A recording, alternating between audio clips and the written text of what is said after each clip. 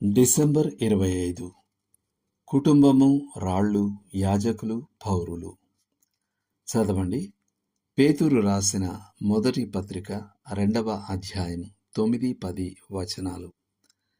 మీరు చీకటిలో నుండి ఆశ్చర్యకరమైన తన వెలుగులోనికి మిమ్మును పిలిచిన వాని గుణాతిశయములను ప్రచురము చేయు నిమిత్తము ఏర్పరచబడిన వంశమును, రాజులైన యాజక సమూహమును, పరిశుద్ధ జనమును, దేవుని సొత్తైన ప్రజలునై ఉన్నారు.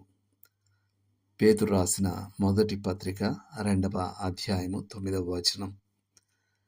మనం దేవుని ఒకే కుటుంబానికి చెందిన వారం మరియు ఒకే దైవ స్వభావాన్ని పంచుకుంటాం.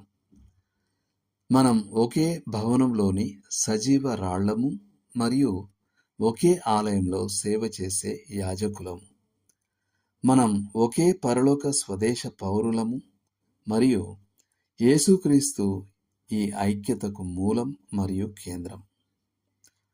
మనం మన దృష్టిని మరియు ప్రేమను ఆయనపై కేంద్రీకరిస్తే మనం కలిసి నడుస్తాము మరియు పనిచేస్తాము. మనం మనపైనే దృష్టి పెడితే మనం కేవలం విభజనలకు మాత్రమే కారణమవుతాం.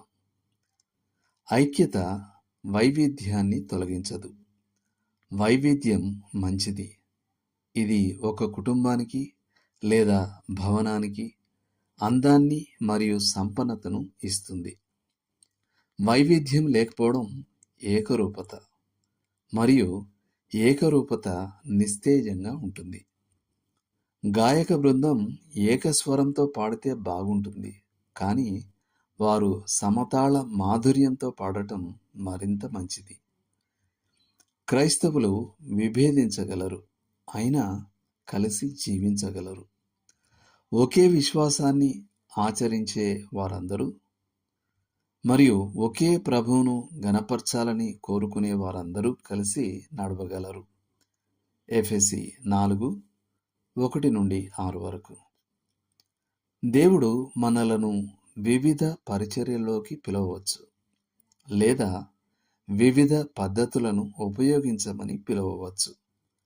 కానీ మనం ఇంకా ఒకరినొకరు ప్రేమించుకోవచ్చు మరియు ప్రపంచాన్ని ఐక్య సాక్ష్యాన్ని అందించ ప్రయత్నించవచ్చు. సెయింట్ అగస్టిన్ దానిని పరిపూర్ణంగా చెప్పాడు.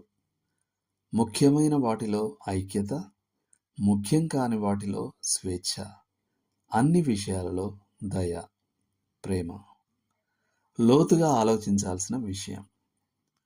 వ్యక్తుల వైవిధ్యం ఎలా ఏకమై దేవుని మహిమకు దారితీసిందో మీరు ఎప్పుడు గమనించారు? దేవుడు మిమ్మును దీవించునుగాక. ఆమెన్.